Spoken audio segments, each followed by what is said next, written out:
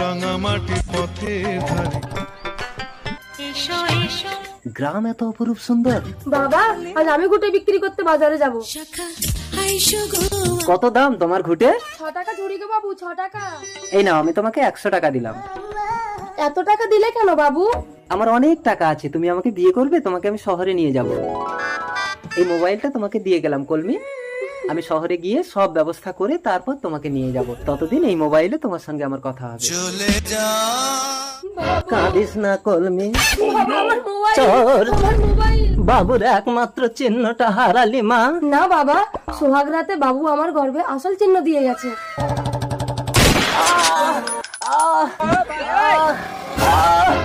আমি কেন কিছু মনে করতে পারছি না? আমি কে?